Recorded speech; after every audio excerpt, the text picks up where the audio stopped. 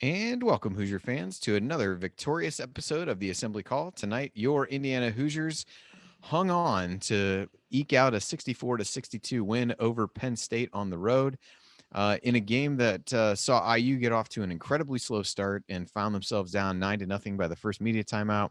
IU then played pretty well toward the end of the first half and into the beginning of the second half, eventually building a double-digit lead before the wheels nearly came all the way off and they ended up holding on for a victory. So a lot to talk about, a lot of positive moments for IU's young players in the game, but some really questionable execution down the stretch that allowed the game to be closer than it really was for the majority of the second half and even the latter part of the first half. So we're gonna break it all down for you here tonight on the Assembly Call. I'm your host Andy Bottoms here with Ryan Phillips and potentially the coach Brian Tonsoni.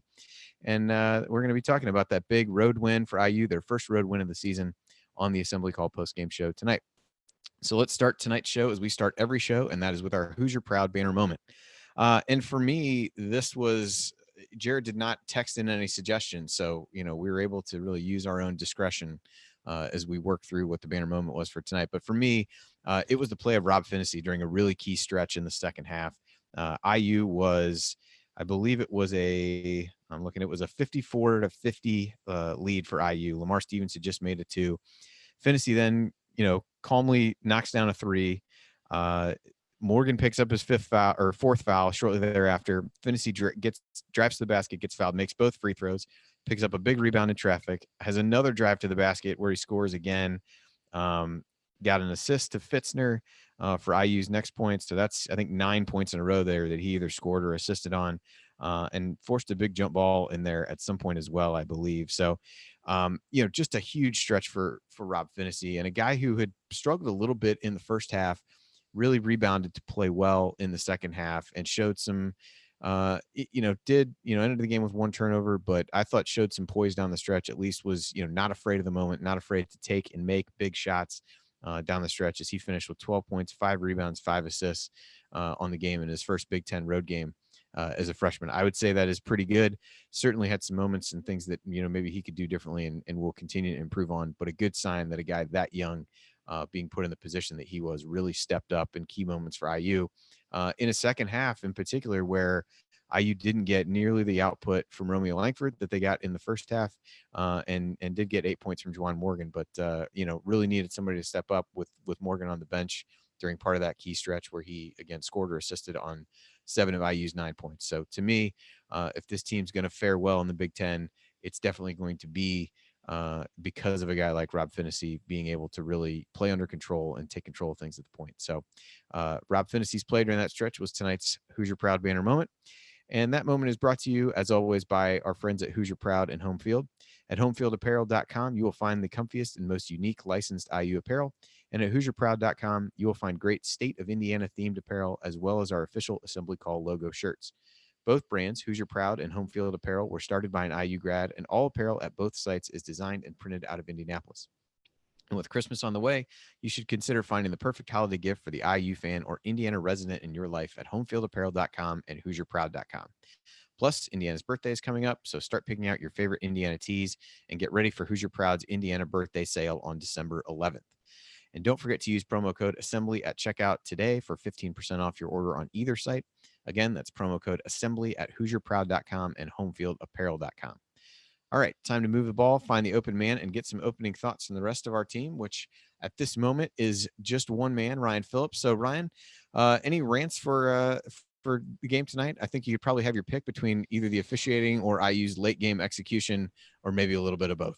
Yeah, it's, road win's a road win in the Big Ten. They're tough to come by. I don't care who you're playing. So we'll just be happy with that and take it and move on. Only shot 41.8% from the field tonight. Missed a lot of stuff in close.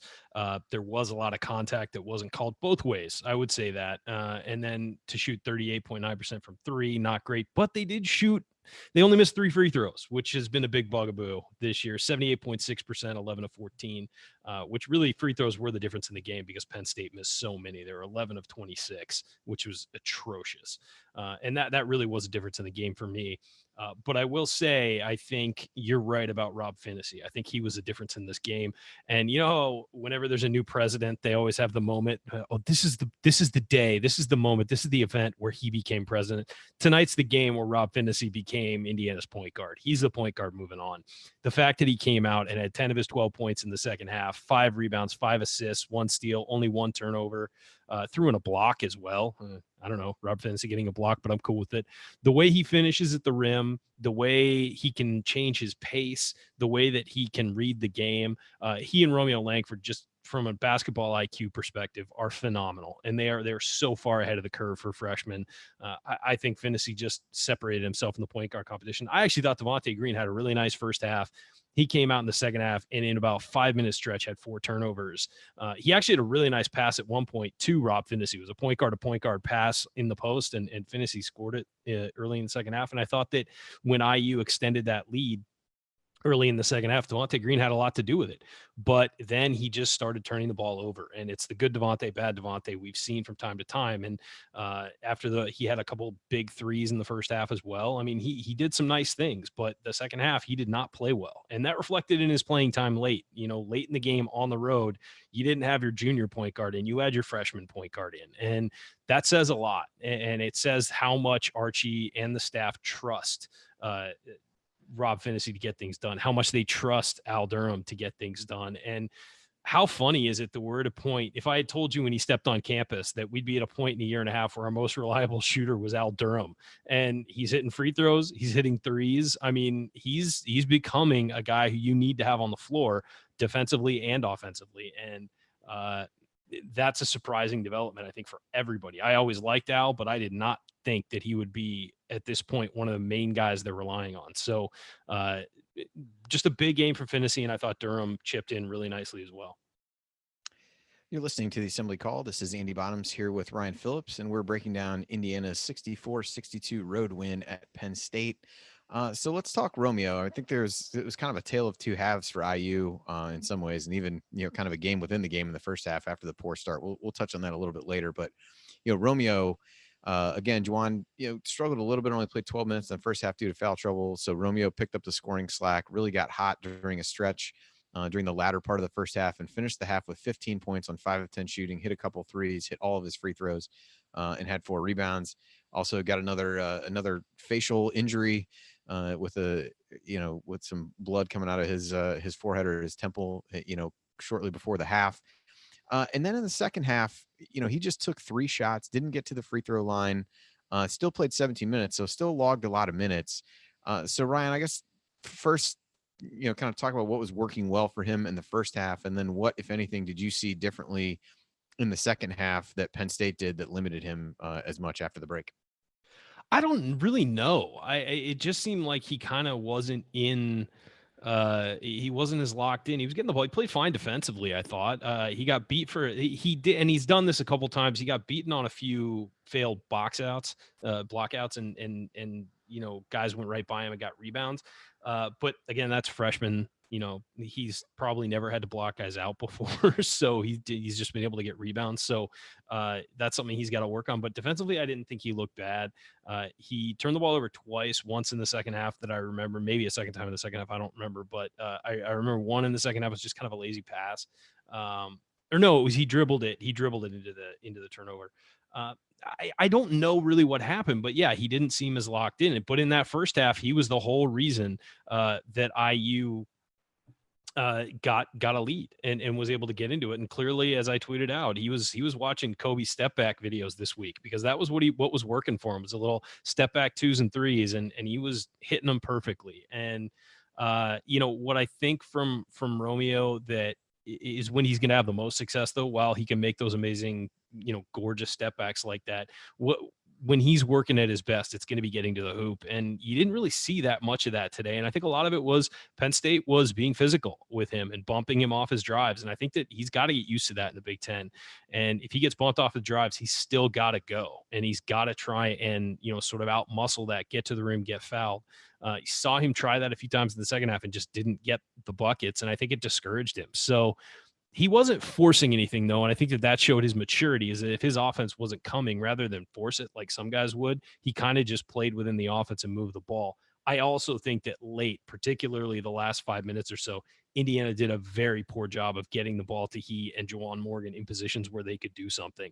And that was part of the reason that I don't think Indiana scored a field goal in like the last 4 minutes of the game. So that has a lot to do with it. When you're not putting the ball in your leader's hands and your best player's hands, you're not going to score. And it's particularly late, particularly on the road, because those star kind of guys are the ones who are going to get calls when they get when they're going to the hoop. The other guys aren't. And so Indiana has to get better at that. They tried to get the ball, but they didn't really force it to their stars, and they need to do that more.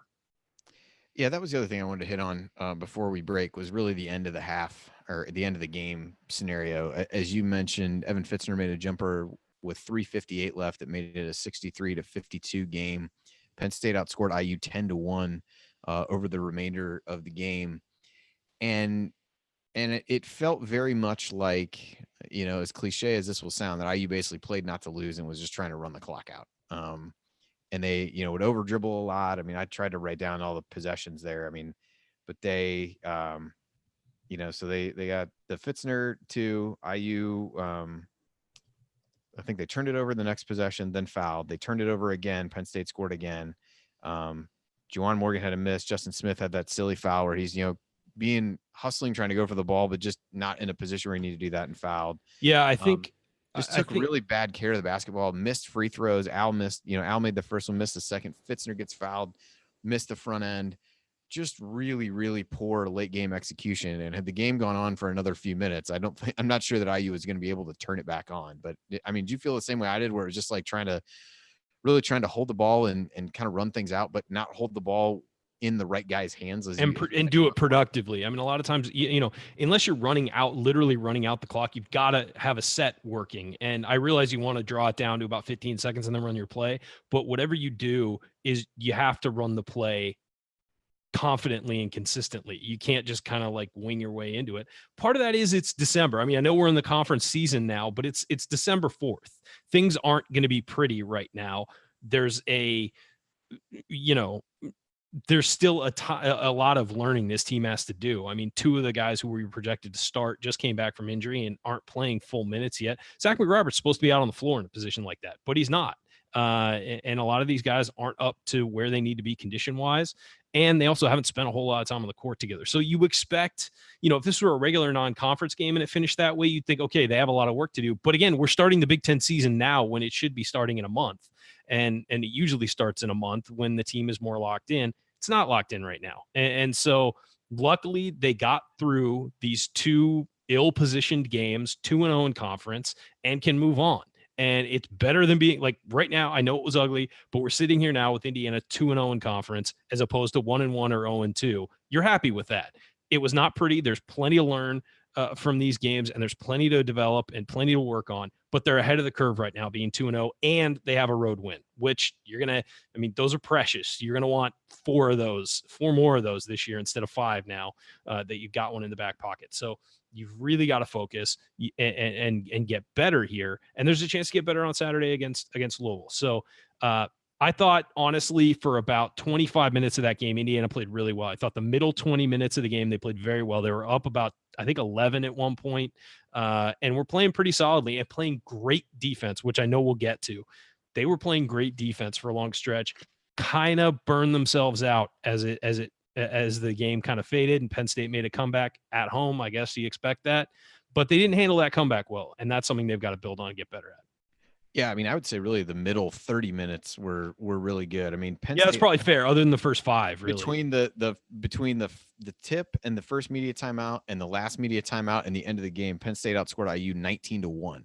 So, the rest of the game, IU outscores them by, this is going to make me do quick math here, by 20. So, I did think they played really well, but a struggle and something that they'll improve upon, you would hope, but certainly a question mark as you go forward. Took really good care of the ball in the first half, not so much in the second half. We'll talk about that more as we get going here. So coming up, we're going to continue our breakdown of IU 64-62 win over Penn State. We'll point out tonight's meaningful moment you might have missed, and then we'll go inside the numbers to highlight the most important statistical notes from the game. You're listening to the Assembly Call. Stick with us.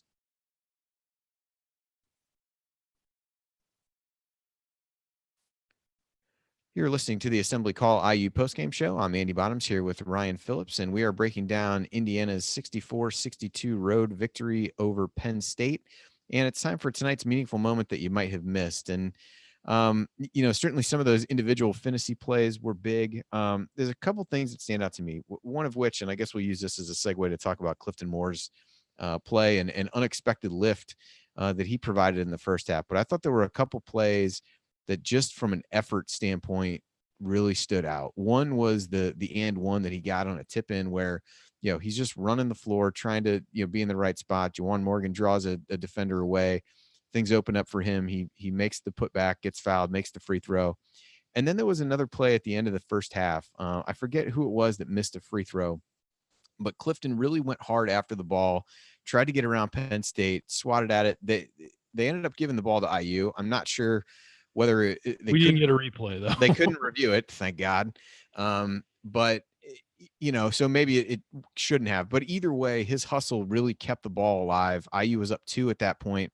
If IU doesn't get the ball, that Penn State just gets the rebound, they go down with a chance to tie or take the lead going into halftime.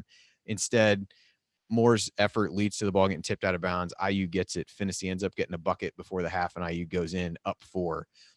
So Ryan, as someone tonight who manned the Assembly Call Twitter account, there were many questions that I received about, based on this performance, why have we not seen Clifton Moore earlier? So how would you categorize Clifton's performance tonight? I thought there were some ups and downs. What did you think? Yeah, I thought there were some ups and downs, and you can probably tell that the reason Clifton isn't playing might be practice related. And you saw defensively he looked a little out of place, but at least he's tall and long and can get in the way, kind of. But he did get beaten a few times, and they pulled him out on the floor. But he looked like he moved pretty well. He looked like a guy who has an idea what he's doing out there. He looks like he's got some confidence. I like what Clifton brings. I would like to see more of him, and hopefully, no pun intended. But I think that, sorry, dude, I had to say no pun intended. But I have to say that there's got to be a reason why he's not playing, and hopefully it's practice effort. And he's a young guy, and hopefully he's getting better, and that's why we saw him. Also, nice of him to get on the floor in his hometown.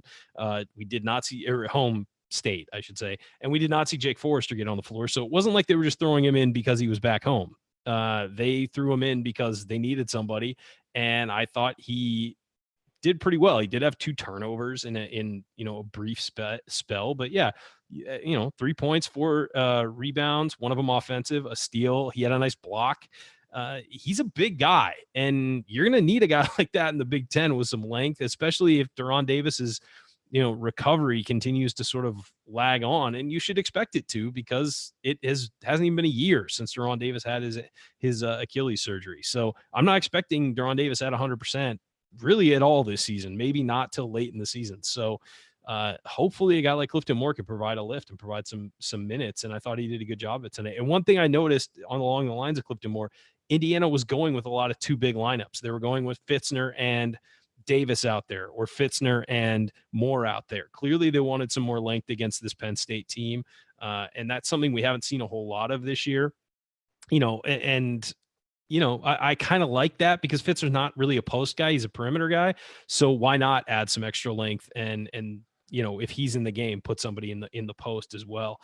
And I thought that was a pretty solid decision. And I thought that when they were playing together, that was part of the time where Indiana really stretched the lead. Yeah, I think for me, the biggest thing with him was just energy. Most of it was used in a positive way. I mean, he played 7 minutes in that first half, had 3 points, 4 rebounds, committed a couple fouls, committed a couple turnovers, had a block and a steal. So did a little bit of everything in that time period. I think defensively is probably why, in my eyes, based on what we saw in this limited sample size, is why he's not playing more. He did struggle a little bit on that end of the floor, but I do think as an energy guy off the bench that there's something there, and he certainly did enough in this game to warrant giving him additional opportunities. Part of his opportunity tonight was Deron Davis getting in foul trouble. Basically, everybody over 6'5" for IU got in foul trouble in the first half in this game, it felt like. So Archie was trying to steal minutes, but that's a case where the depth really comes in handy, and Clifton stepped up and played well. So was happy to see that for him. Didn't play in the second half. I'm not sure. I don't believe Deron Davis played in the second half either. So I think it was just the rotation got quite a bit shorter there. I guess Davis played 2 minutes in the second half. So not very much. Clifton didn't play at all. The rotation really got pretty And tight. again, with Davis, I second know half. Davis wound up getting his fourth foul, but also with Davis, if he plays well in the first half and then you don't see him in the second half, it could be the fact that he goes to halftime and his leg, you cool down a little and his leg just doesn't respond well to coming back and getting ready and loosening back up. So that could be an issue we could see moving forward this year until he's back to full strength, which he clearly is not at this point. Yeah, there was one other kind of stretch of moments in the second half that I wanted to talk about. Romeo had made a two, his only basket of the second half, pushed the lead back up to 10. Devonte Green gets a block on a 3-pointer coming out of a timeout for Penn State, but then I think 2 turnovers right in a row from Devonte Green, and Penn State gets a bucket, gets the lead back under 10. But a couple different times IU had answers right away. Al had a nice, I think that was the drive where he basically got chucked into the first row, but of course no foul was called. Answers Why there. Would there be, Andy? Pushes it back to 10. Yeah, why would there be? Meanwhile, Penn State's biggest guy gets like touched on a screen and acts like he just got hit by a bus. And then Penn State hits a 3. Juwan comes down and answers. And I think it was those, to me, kind of little moments. And then the next one, Stevens gets it to a 4-point game. And then Phinisee goes on that run that I touched on in the banner moment. I just thought there were times when, even though the late game execution was not good, there were a number of times in the second half when things could have started to get tight, and IU always seemed to have a response. Now that response They were poised away, in those last 4 minutes. But I did think, guys stepping up and making big plays, and at least in those couple that I mentioned, Al, a sophomore, which on this team I think kind of constitutes being a veteran to a certain extent, really does. And Juwan as a senior, made big baskets. So I thought that was good to kind of stem the tide, keep the momentum at bay a little bit there during that stretch. But those were kind of the moments. Any other moments in particular stand out to you before we hit stats? No, I think it's the ones you mentioned. And obviously, I think any time after that first sort of spurt by Penn State, I thought that IU really settled down and focused and sort of took it to Penn State, but they did it with defense. I mean, Penn State was missing free throws, and that really helped IU get right back in the game. But at the same time, IU's defense was tough. And even when Penn State was scoring early on, I didn't think the defense was completely out of whack. I just thought that it was maybe, guys weren't really warmed up and they were just kind of scrambling a little early and they weren't locked into the game. But then once they did get locked in, I mean, they played good defense for the rest of the game. Penn State shot 37%. They shot 23.8% from 3. And that's because IU was harassing them. They didn't give up clean looks. And even when Penn State was scoring in the paint, they were usually scoring over people or around people. There were no open layups, open looks, any of that. And so I would say that I thought the defense stepping up right after that first 4 minutes was really the key to the entire game, because then that gave you stopping them there a couple times, gives Romeo Langford the chance to get going, gives, Juwan Morgan the chance to get a couple buckets inside, gives guys to really settle into the game, and it gives guys the chance to really settle into the game and work on the offense while you're getting stops. So I thought that was really the key, was right after that first 4-minute timeout, the under 4 timeout to start the game, under 16 timeout, first 4-minute timeout. Really getting stops defensively was what changed the momentum of the game, and I thought put Indiana right back into it, and they went on a pretty big run. Yeah, during those, so they it was a 9-0 at the first media timeout. At the next 2 segments between media timeouts, IU only gave up 5 points over you figure that's a roughly 8-minute span. And by the end of that point, IU had actually taken the lead at 15-14. So to your point, that was big as well. So you're listening to the Assembly Call. I am Andy Bottoms here with Ryan Phillips, and now it's time to go inside the numbers. And I guess let's start on the defensive end, since you brought that up. IU holds Penn State to 0.86 points per possession. Penn State aided that a little bit by shooting an abysmal 11 of 26 from the free throw line. I believe they were 4 of 14 at halftime from the line. They did not shoot 3 well. Took some really contested threes. I honestly don't know what their offensive philosophy was coming into the game, but I do think some of that was aided by IU. Lamar Stevens held to 12 points on 5 of 13 shooting, did end up with a double-double and had 10 rebounds, drew a number of fouls, but again, forced their leading scorer, guy averaging over 20 points a game, to just 12, and did so fairly inefficiently. So I thought IU's defense, as you mentioned, was really solid. So I guess let's start there. So let's talk about what they did with Lamar Stevens, because we might as well get to Justin Smith, because another thing I've learned from manning the Twitter account the last couple of games is that he is he's a polarizing player. He would be what I would call a lightning rod. Yes, a lightning rod. Yes, that is exactly true. So he ends up 0 for 4, doesn't score, but does have 9 rebounds, had 3 turnovers. But I thought he struggled a lot on the offensive end, and he's clearly in his own head really made shots more difficult than they needed. It's mental. It's clearly mental with him offensively. It really is, because he's second guessing every move he makes, and you could tell he hesitates on everything, and it's in his mind. And you know what? If I would hate to see his Twitter mentions right now, and I'm sure that's getting in his head, and he needs to just block that out and just play, because he was honestly in stretches he was a much better player last year, and we know he can be a better player than he's been this year. So it's really a focus thing.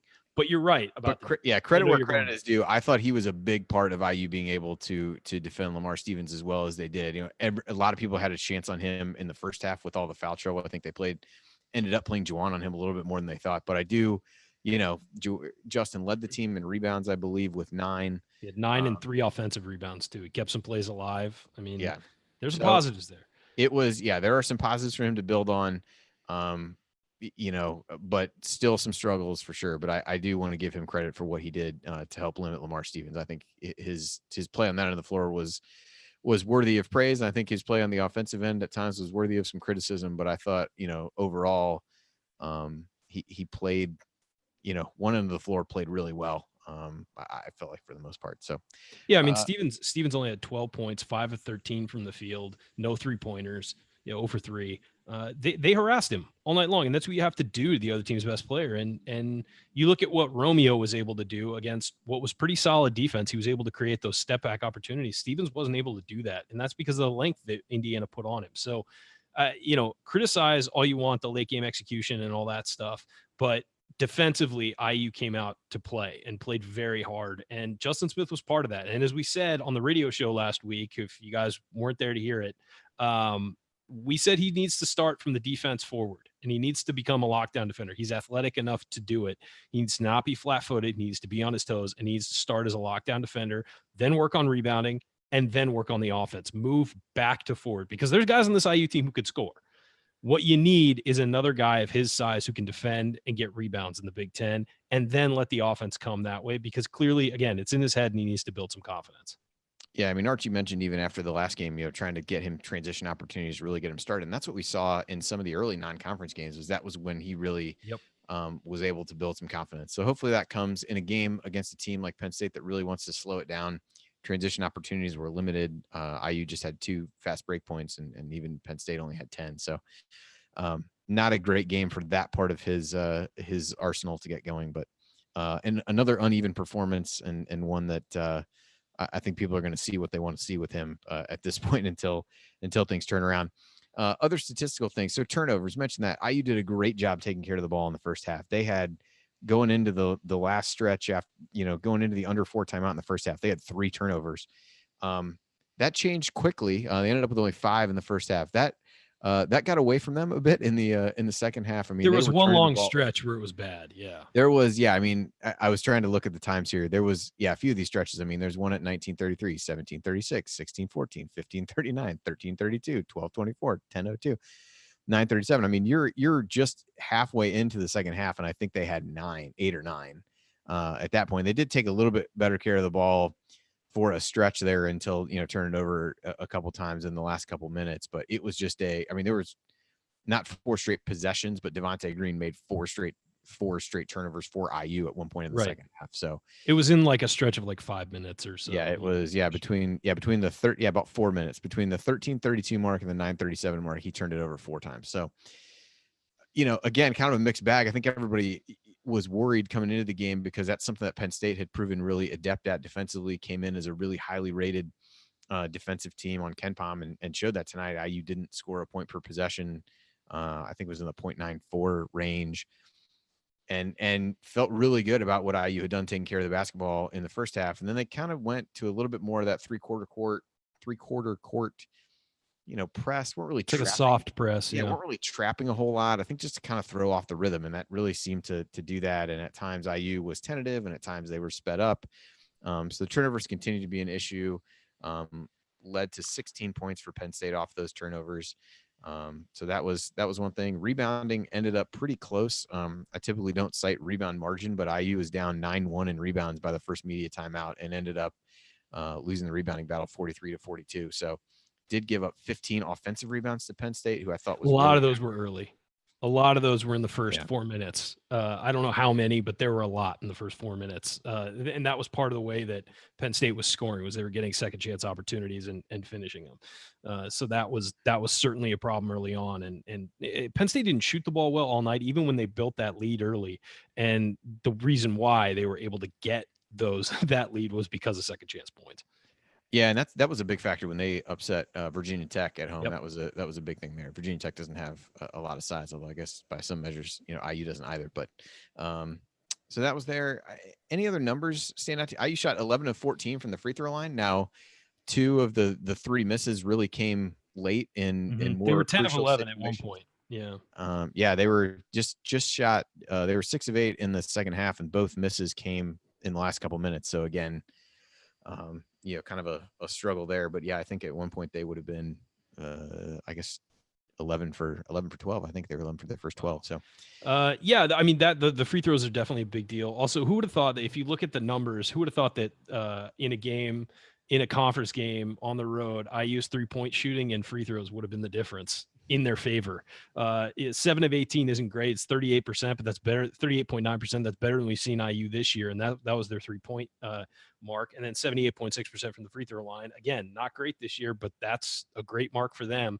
And they beat Penn State badly in both categories. So really, that was the difference in the game if you look at the numbers, because both teams made 23 field goals.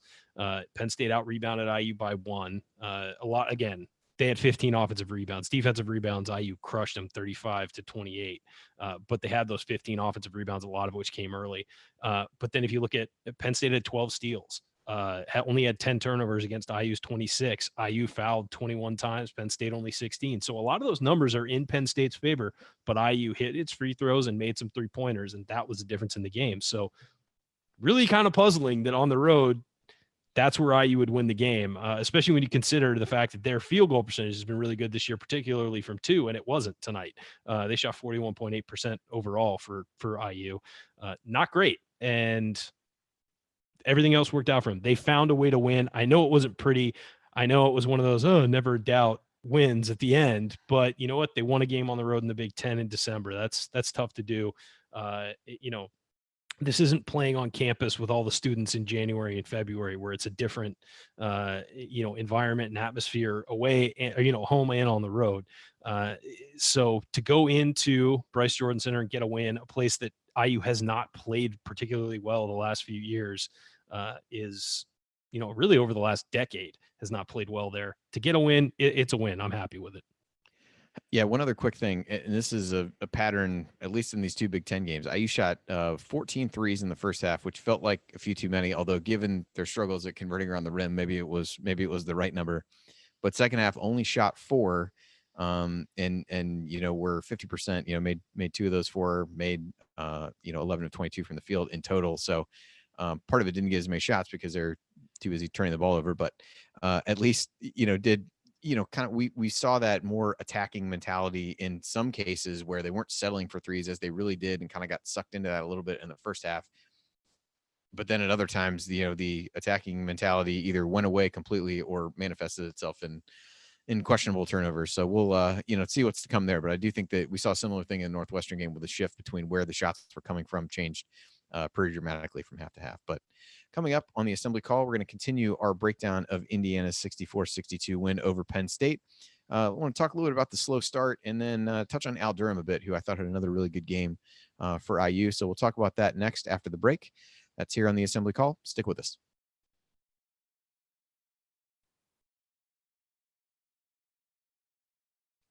You are listening to the Assembly Call IU postgame show. Catch us live immediately following every IU basketball game, plus every Thursday night and Monday afternoon at our website, assemblycall.com. And while you're there, make sure you sign up for our free IU Hoops email newsletter. Over 6,000 fellow IU fans are subscribed.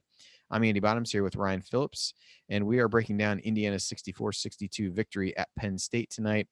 And Ryan, wanted to talk about the beginning of the game, which was, kind of ugly. IU fell behind. It feels like a pattern of sorts for this team, that they really seem to come out without a lot of urgency, just, getting, all those offensive rebounds you talked about. I think Penn State had 4 offensive rebounds by the first media timeout, just really getting kind of outworked, sleepwalking through things a little bit.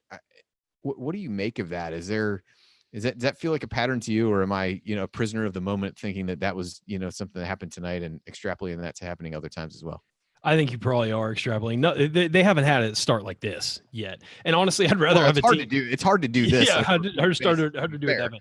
But it was weird though, because of the energy they were playing with on the defensive end. I wasn't really that worried when they were down 9-0. And also with basketball this year, and we're seeing this in the NBA a lot this year, you can have a 20-point lead these days, and with the 3-pointer and with the way teams run, it really can come back in a hurry. So I wasn't really down or worried.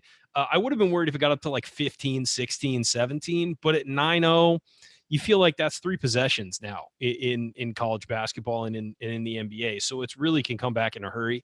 But yeah, it is a little concerning. I think it's also first road game, first like in conference road game. It's a Tuesday night. It's just not. This isn't, a Friday night or Saturday night game at home where you can just be locked in getting on the court. That's why it's hard to win. And also there's no atmosphere at the Bryce Jordan Center. There's nobody there. It's a muted atmosphere. It's a football. Well, there were at least 2 people there right behind the announcers. I know. Oh my God. Those 2 though. I feel like that was giving a false impression of the noise there all night. That happens every game. Every year. I feel like it's every game. This must be where their student section or whoever those. It's right behind the broadcasters. It has to be. Yeah. But so, whenever there's a dead atmosphere in a place, and honestly, that's why Saturday afternoon games stink or Saturday or Sunday afternoon games stink, is because the atmosphere isn't great. And it's hard to get yourself fired up when it's not loud. Even when you're on the road and it's loud, it's easier to get pumped up and focused because, there's energy in the building, and there's just none at Bryce Jordan Center. And that might be why IU has struggled there so much. It's hard to get focused and hard to get into that game. So I kind of look at this as a bit of an aberration, but we'll see. I mean, it may become a pattern, but again, it's December 4th. They win and they got to win. I don't care. I didn't like the way they played the first 5 minutes and the last 5 minutes, but in between we saw some good basketball. And again, it's a younger team. I mean, as you said, we're kind of considering Durham and Justin Smith as guys who are veterans on this team who we're relying on, and they're sophomores who haven't started before. And I mean, Justin Smith did a few times last year, but in general, he's not a starter, and you're relying on these guys heavily to do stuff. So a lot of these guys are going through this for the first time as starters and guys who need to come out of the gate hot, and it's showing. And so hopefully, again, it's something they get used to, that being in that position, and they build on it. We don't have time today, but maybe on Thursday, I'd like you to go through the times and days of the week that it is acceptable to play games, because I feel like the open windows. Oh, no, Tuesday night's fine. I'm just saying it's not a Saturday evening at home, Tuesday's fine. I mean, everybody's playing on a Tuesday, Wednesday, whatever. Monday might kind of be lame. I think Mondays are lame, but other than that, you're fine. What did Big Ten used to always do? Was it Tuesday? Was it Thursday, Saturday? Every game, Thursday, Saturday, and then occasionally they'd have a swing game to a Sunday or something. They used to do more of like, they would have some Monday night games. Like they would be part of, like, I think they were part of Super Tuesday way back in the time. But right, yeah. Now you have to have games every day so that you can have some on Fox, which is so stupid because teams wind up getting Thursday, Saturday, and things like that, and getting screwed. You should have to have at least like 2 days between games at least. 2 days off between games at least, but it's all about TV money now. God. Yeah. So all right, I'm just going to full get off my lawn. Reel it back in. All right, reel it in. So one of the things that kind of pulled IU out of that rough start in the first half was some strong play from the bench. One of the runs I think where IU took the lead, Devonte Green hit a couple threes right in a row. So I thought he had a really good lift, played well defensively, particularly in the first half. We talked about Clifton Moore. Durham actually made the first basket of the game on like a 10-foot hook shot in the lane. Which was gorgeous, by the way. Jared Morris was loving that. I know somewhere he was just it turnaround was one hook of shot. those. It was one of those where it's like of all the shots that IU had taken right at the rim early in the game, like the first one that goes in is that hook shot, which was a solid shot, but not necessarily one that it's like, yeah, you're a little maybe far for that. Nope, that's in range. So Yeah, it was uh, perfect. Just right in his wheelhouse. so now that we've seen you talked about Phinisee really maybe solidifying himself as there's no turning back at this point after the way he played in this, but I do think Devonte could really play a good role off the bench in the way that he did tonight. I thought he really provided some offense, provided a spark defensively. Do you start to think that that's maybe his best role? The turnovers in the second half were not good at all, but I thought he really, provided something good because Phinisee got off to a really slow start and Devonte really picked up the slack. He did, and Phinisee was great in the second half, but was not that great in the first half. I mean, quite frankly. And Devonte did provide a pretty big spark in that 30-minute period we're talking about in the middle of the game. Devonte was a big part of that until he started turning the ball over, and he was a huge part of that run and a huge part of helping IU get a big lead. And those turnovers were a problem, and Archie Miller clearly will not stand for that. But Devonte is a guy you can trust at the free throw line too. So if he's not turning the ball over, he can be a guy that can really help you in a lot of ways. And he had a couple night hits, some really nice assists. He rebounded the ball, and he played solid defense. You're right. And so hopefully, again, it's just like the rest of the guys. You see those 4 turnovers, you cut out that 4 turnover stretch, and we might be talking about Devonte as one of the keys to this game as IU getting that big lead when he was on the floor and handling the ball a lot. So if you cut that 1, 4-minute stretch out, he's had a really great game. So it's about watching the film, realizing what he did, and maybe he took some chances in there that he shouldn't have taken. And then there was one where he kind of stumbled and fell off balance and dribbled it off his leg. That happens. You don't want it to happen, but he kind of dribbled left and stumbled, and the ball went off his foot and went out of bounds. It's hard to be upset about that because he just tripped. But at the same time, there were other ones that were bad. There were passes. There was one pass. One of his turnovers, he passed it to Justin Smith, who I think Justin got bumped on the cut and didn't get to where he was supposed to get for the pass. And that got stolen and brought down for a breakaway chance for Penn State. But again, you can't make that many excuses for a veteran guy. He should know if he doesn't see Smith where he's supposed to be, he's got to put that in his pocket and look to the next, look to the next target.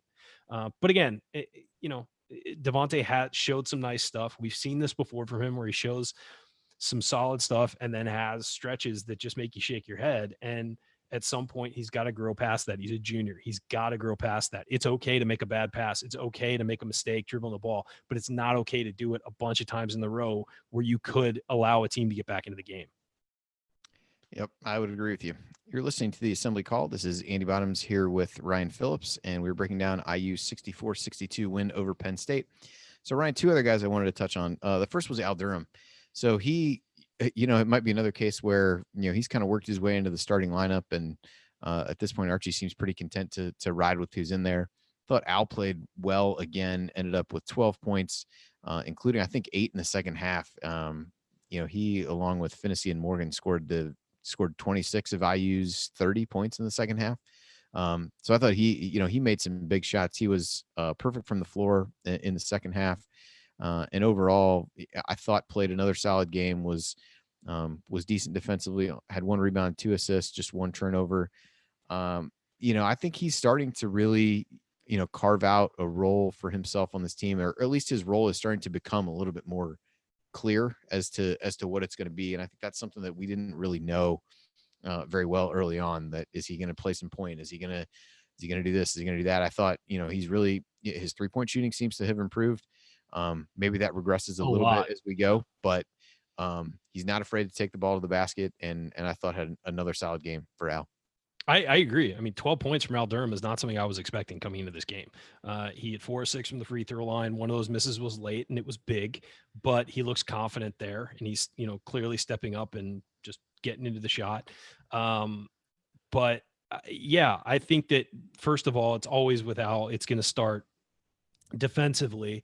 And I think that that's where he plays his best basketballs on the defensive end, but he's starting to be a guy who can do more offensively. Now, the one turnover he had was terrible. It was a cross court pass in a situation where you can't make the cross court pass late in the game when Penn State's hunting steals like that. Really a boneheaded play, but again, sophomore made a dumb play in a key situation. That's going to happen. He has to reel that in, and I'm sure he's going to watch film and want to fall out of his seat when he sees it. But that, I mean, that was like, to me, that was like the rookie quarterback being baited into an interception. I mean, that's exactly what happened. And so Al, again, some really solid play. One of the keys to the win, I thought, just the way he played, the confidence with which he's shooting threes right now is incredible. And especially when you go back to last season and before last season, we had all these questions about his shot. And somebody asked him, I remember in an interview, somebody asked him, well, you're going to change your shot because it was kind of ugly in high school. And he's like, nope, my shot is fine. And I kind of love that confidence from Al. And he's always had that. And he plays like it. And so, yeah, I thought it was a good game for him on both ends of the court. And he's just got to, clean up some things, but so does everybody. It's early. Yep. I would agree. The other guy we haven't really touched on, Juwan, very much, given that his status heading into the game was really one of the big storylines. Did suit up and play with a wrap and potentially some padding on his shin. Look okay. I thought at times, I thought early in the game seemed like it took him a while to get loose and like really move around as well as you might expect. But he did finish with 10 points, with just 5 of 12 from the floor. Had a little bit of trouble finishing around the basket. I felt like more so than other times. And Penn State was pretty physical. Really trying to body guys inside. And Juwan wasn't getting calls, particularly early in No, the second half. He was not getting any calls, and there were some that needed to be made. Yes, I would agree with you there. Had 6 rebounds. Again, got in foul trouble. Did only have 1 turnover. I thought, again, it was a case where some of the fouls, I think Sean Morris said something about like he couldn't make one of the fouls. If I remember that one correctly, it was where like Hare or Harar or however you say the guy's name at Penn State, like basically just plowed over Romeo, and then Juwan just kind of was somewhat wrong place, wrong time, and just kind of got caught with his hand in the cookie jar a little bit for that foul. There was a play where he almost went over somebody's back to pick up his 4th much earlier than he actually did pick up his 4th. Yeah. But again, I thought IU showed the ability to, when he got his 4th, they took him out for a few minutes toward the end of the game and they executed during that stretch. But I thought kind of an uneven performance for him, but certainly appreciative of him, gutting out the injury. They said, he mentioned after the game, it was one of the most painful things, if not the most painful thing he'd had. And for a guy who was routinely like popping his shoulder out of socket during games and then popping it back in, I feel like that's saying something to say that the pain was that much worse. But anything stand out to you from his performance tonight other than just kind of gutting it out and giving IU some contributions? I thought he was active defensively for a lot of the game, and especially coming off the Northwestern performance where he just kind of got abused inside because he faced a really good player.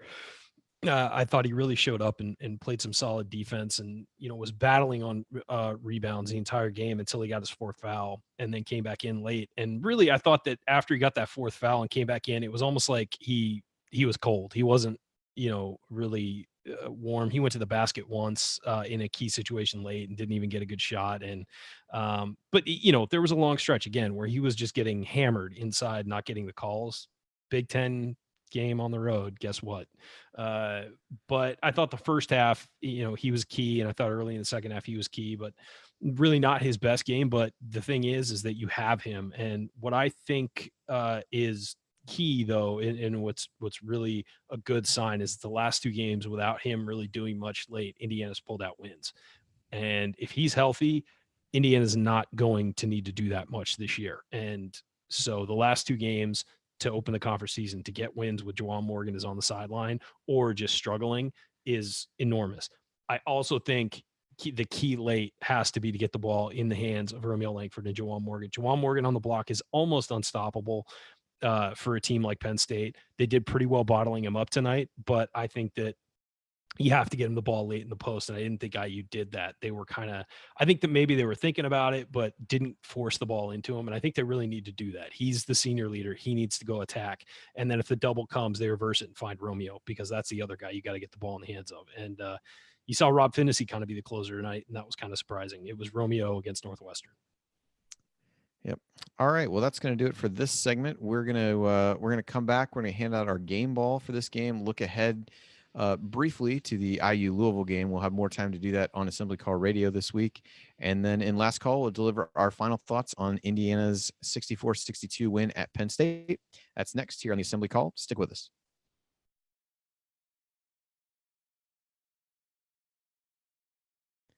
You're listening to the Assembly Call IU postgame show. I'm Andy Bottoms here with Ryan Phillips, and we are wrapping up our breakdown of IU's 64-62 victory at Penn State. And now it's time to hand out our game balls. At this point, Romeo has taken a 4-3 lead over Juwan. But I have a feeling that somebody who doesn't have one yet may get on the board in this game. So Ryan, I'll kick it to you first for who's getting votes in the chat. I don't know. I haven't looked. Oh, okay. No, I thought you said. No, I'm saying. Oh, you mean on the season? Okay. Yeah, on the season. Yes. Okay. What's the standings on the season? I believe it's now. You're gonna make me look it up again. It was I think 4-3. Fourth. Romeo has 4. Juwan has 3. Durham has 1. Okay. Well, yes, I'm going in a different direction. I got to give it to Rob Phinisee for his second half. 10 of his 12 points in the second half, finished with 5 rebounds, 5 assists, a steal, a block, 1 turnover, made some great plays going to the rim, hit a big 3 too late when he kind of stepped out and nobody came to get him and he just buried it. Big deal. Great game from Phinisee. I also thought he scrambled for some key rebounds that were, not just right under the basket. They were bouncing out and they were kind of free, loose balls, and he went and got them. So really for me, Rob was the guy to take the game ball tonight. Romeo had a great first half, but I thought Rob closed the show really well. Yeah, I'm going to give mine to Phinisee as well. I think we've talked other times. There were instances where, maybe Juwan or other guys played really well, and Romeo took over down the stretch where they really needed it, and we've given him the game ball. Romeo certainly led the big comeback in the first half after a really slow start, played fantastic, but Rob Phinisee made a lot of winning plays, as cliche as that may sound, down the stretch in this game, and really pushed the lead out to that 11-point mark, down the stretch before, everything went to hell there for a little while. But I thought in that really key stretch when Penn State had gotten to within 4, he played terrific. I'm not sure who they credited with the steal on the very last play of the game after the lengthy review / free timeout for Penn State. But his defense on that play was really good. So he may or may not have gotten credit for it. I think I saw Justin Smith maybe in one thing got credit for it, but Phinisee played really good defense on that inbounds play. Didn't even let Penn State get off a shot. So just those kinds of winning plays from a freshman in his first Big Ten road game, not his first road game. And we talk about maybe going to Arkansas and going to Duke. Does that start to pay dividends for these guys the next time they're in that scenario? Maybe too much to say that was the case tonight, but we'll at least give a little bit of credit to that, and I think Phinisee certainly deserves that. So he is on the board with his first game ball of the season. First 2. Well, yeah, but it only counts as 1. I think we're doing it by game in these standings here. Don't try to confuse things. Just working on it. Just trying. All right. So next up for us as a show, we have Assembly Call Radio on Thursday, and then the IU Louisville postgame show on Saturday. Quick look ahead to Louisville. Again, we'll get into this a bit more on the Thursday show. They're currently 48th in KenPom right now as I look at this. What was Penn State? Penn State's pretty high, weren't they? Penn State was higher than I would have expected. They were. They beat a number 13 team or something. Yeah, they're 37th now. They had beaten Virginia Tech, so I think that was a big part of it. But so they're 37th now as we go through. So that should be a good win. Any kind of road win from IU's perspective is a good win at this point. So Louisville currently just inside the top 50, had that big Michigan State overtime win at home that really caught people by surprise in the Big Ten ACC Challenge, although they probably should have beaten Marquette in the NIT in the third place game there, but some calls didn't go their way in the second half of that game. And then they won at Seton Hall over the weekend, who's a bit down from where they were last year, but still road win at a Big East team. So they've got a game tomorrow against Central Arkansas that will not be a challenge, and then come to IU. KenPom gives IU a 74% chance of winning, if I'm doing the math correctly here. Looking at the Louisville side, new coach for them with Chris Mack. I think, as somebody who lives in Cincinnati and has seen what he's done at Xavier, it was a really good hire for them, and is going to do and already has done some pretty good things given the roster that he inherited, got some grad transfers to kind of cobble things together. So I think they've been better than people expected to this point. Neither loss that they have is bad by any means. Losing to Tennessee, losing to Marquette, no shame really in either of those. So they're currently a little bit better on the defensive or in the offensive side from an efficiency standpoint, and have the number one free throw rate in the country at this point, which, given IU's foul issues, is maybe the most concerning thing to look at as you go into the game. So we'll touch more on that. But certainly will be a difficult game. But IU glad to be going home, get a few days to rest and heal for that one, and again, another chance to get a quality non-conference win for IU that, with my bracketology hat on, could be a really important one as we go forward in the season. You're listening to the Assembly Call IU postgame show. And remember that because you're an Assembly Call listener, you get 15% off your entire order at HoosierProud.com and at HomefieldApparel.com. So if you want officially licensed IU gear, go to HomefieldApparel.com. And if you want one of our Assembly Call logo t-shirts or one of Hoosier Proud's unique Indiana-inspired designs, visit HoosierProud.com. On both sites, use the promo code Assembly at checkout to get 15% off your entire order. All right, it's time for last call. So Ryan, I'll let you do the honors here with your last call, and feel free to hit on any other lingering thoughts or topics that we didn't get to over the course of our discussion about the game. Well, 2 Big Ten games, 2 wins. That's the key here, and both by 2 points. But you know what? Take the win, and also winning in close games might help you at the end of the year. So they showed some poise. They fell behind the 8 ball a little bit as far as poise goes over the last 5 minutes, but that's something they can correct. Again, I've said this a couple times tonight. It's December 4th, and IU is 2-0 in the Big Ten. That's all you need to worry about right now. This team will get better as guys come back from injury and are in the mix more. I think this team will play much better, and they'll be deeper, and they'll have different and better guys to rely on. And then, in the second half of the season, when we start getting into that conference season, hopefully these wins will help them. Also, they stole a road win, which are gold in the Big Ten. So huge win tonight just to get that out of the way. They didn't play perfectly, but that's fine. They need stuff to improve on. You've got film to show, and you've got things that guys need to improve on moving forward. Win is a win. I'd rather win an ugly game than lose it. So you know what? I'm going to bed happy tonight. Yeah, and for me, a lot of what you said, to be able to start 2-0 in the Big Ten, we talked about this 4-game stretch. What can IU do in it? Well, they're minimum 500 at this point. Even if they would, lose these next 2 games, you've still got a chance to go 4-0, which would be a huge boost heading into the last couple non-conference games of the season. And I think both the last games are winnable. It's starting to become more and more clear. This team is not good enough offensively and doesn't take good enough care of the basketball at this point that they're going to run away from anybody. So I think we better all get used to a lot of these close game nail biter type of scenarios. But it was one where IU found a way to win the game tonight after a really poor start and a really poor finish. They played well in the middle, but different guys stepping up. The fact that Phinisee played so well down the stretch bodes well for the future. The fact that guys in these last 2 games, other than Juwan Morgan down the stretch when he's been on the bench, either injured or in foul trouble, have been able to step up, bodes well for what this team can be. At a certain point, you do have to get worried about the turnovers. That doesn't seem to be correcting itself in at least a sustainable way to this point. So don't want to put on the completely rose-colored glasses and pretend that everything was fantastic with this game, because it certainly wasn't. But they found a way to win when they weren't playing well, or not playing their best at least. And so I think that's something to build on, something that hopefully gives them some confidence, but certainly no shortage of things to go back and look at and work on as you go into the film. But you looked at a team like Iowa coming into these early Big Ten games, and their draw was much more difficult than IU's, but they've dug themselves an 0-2 hole that they've got to try to get out of now.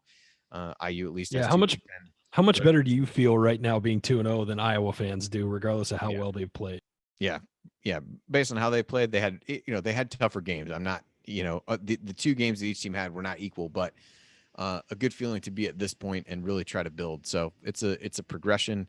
The Louisville game will bring different challenges, but IU will be back home. Should be a really good crowd for that one. I think it's Saturday, but it's not around noon. So I think Ryan will be okay with the game time and the venue. So we should be okay on that. That should be a positive. But something to build on. Not a perfect performance. I don't think we're going to get too many perfect performances out of this team, just given the youth and what we've seen from some of these guys, but they found a way to win. And, at some point they found a way to win. Maybe that will be a refrain that we won't feel comfortable continuing to use. But for now, we're going to stick with it and just kind of enjoy the fact that they got a road win in a game that they could easily have given away and could easily have let get away from them when they got off to such a poor start. So credit to them for fighting back, getting the lead at halftime, building on that lead, and just got to find a way to continue building on it down the stretch instead of giving some of it back. But That's what the coaching staff is there for, to get them better and to continue to help this young team improve as we go over the course of the season. So that will do it for this edition of the Assembly Call IU Postgame Show. If you want to see us do the show live and be part of the live chat, make sure that you subscribe to our YouTube channel, youtube.com/assemblycall. You can also subscribe to our podcast by searching for Assembly Call wherever you listen to podcasts. And don't forget to go to assemblycall.com or text IU to 66866 to join our free email newsletter. Thank you for listening. We'll be back to talk IU hoops again with you on Thursday night for Assembly Call Radio. Until then, keep your elbows in and your eyes on the rim, and go Hoosiers.